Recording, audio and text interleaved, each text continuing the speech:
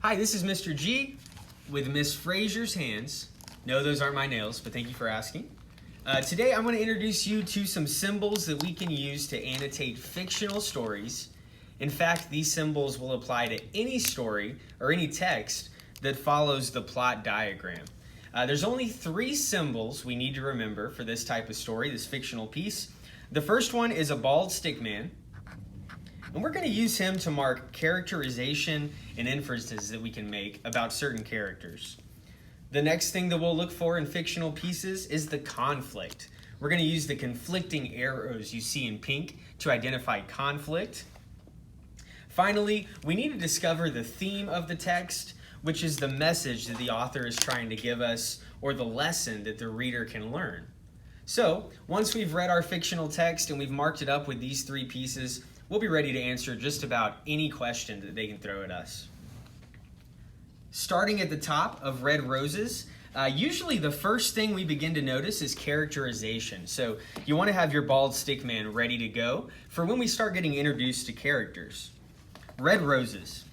When I was in middle school, what I wanted most was to fit in.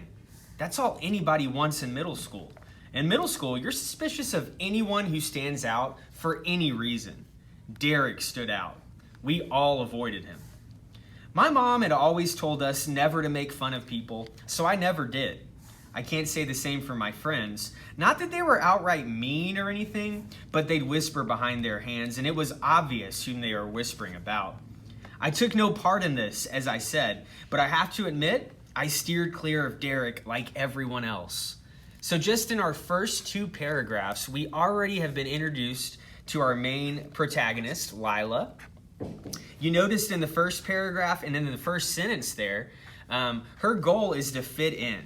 That tells us something about her, that what she wanted most in middle school was to fit in.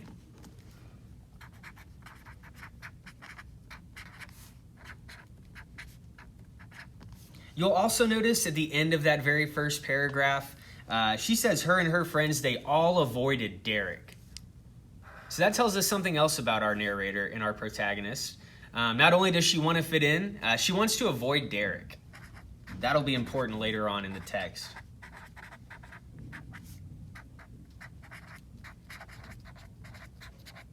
Great, I think we found out enough about our narrator from the first 2 paragraphs. Let's continue on to paragraph 3. Remember, we're still looking for any characterization, see if we come across a conflict, and we're going to begin determining the theme as well.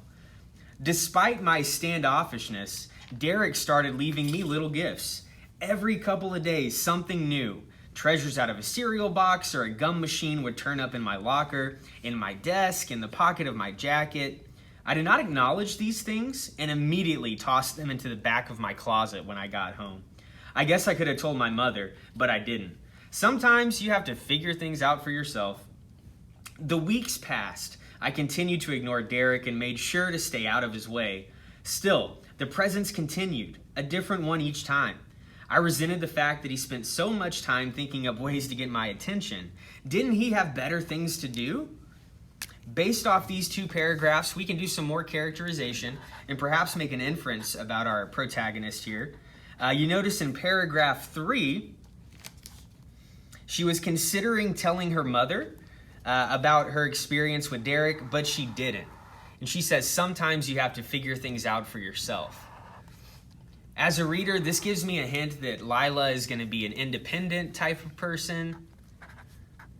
Maybe someone that tries a solution before she runs for help.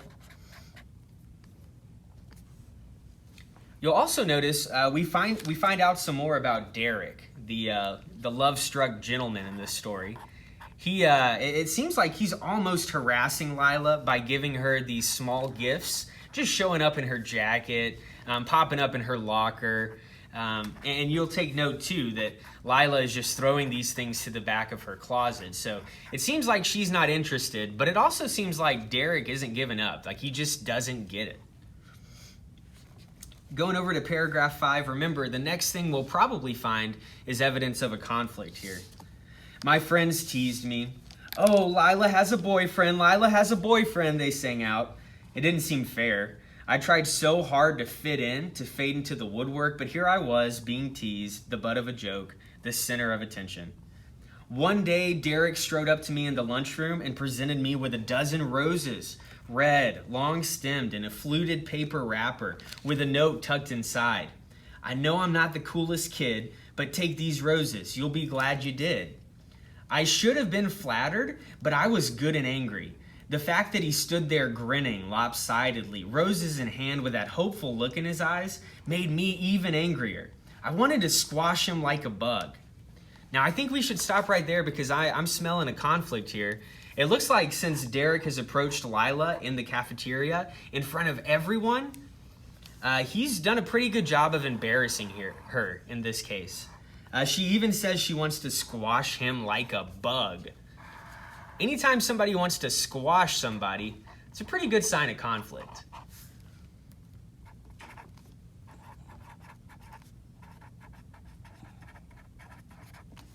So, using what we already know about Lila, we could understand why she'd be embarrassed. We've already noted that she's independent, she just wants to fit in, and here's Derek putting her on the spot in front of everyone in the cafeteria. Picking up at paragraph 8, "Leave me alone," I growled. "Don't you get it? Go away." "Ooh," sang the chorus of girls. I wanted to crawl under a rock. Derek looked as miserable as I did. And then, horrors, I saw his bottom lip quiver. He looked like he was gonna cry. He couldn't cry. If he cried, they call him a crybaby. Derek is a crybaby would follow him around for the rest of his life. I decided I could not let that happen. No one was gonna make me, not even my friends. Here in paragraph 10, it looks like we find out some new information about Lila. We've already noted that she's independent, but it looks like she's not gonna be influenced by her friends, and she's gonna make her own decision in this case as to how to treat Derek as he stands there with these red roses.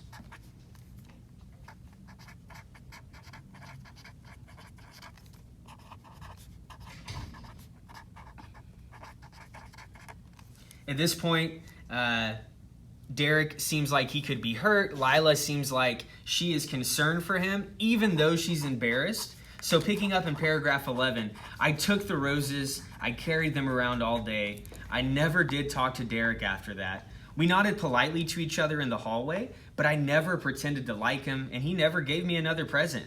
Somehow, we'd worked it out. I lost track of Derek when his family moved away. I guess you could say this was the first time I did something I didn't want to do just to protect someone else's feelings from getting hurt.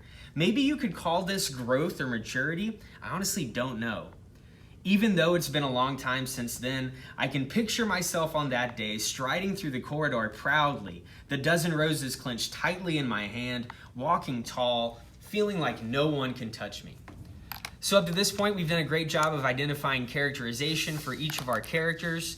We've identified the external conflict occurring between Lila and Derek. We're last left with the heart. So now we need to consider the theme.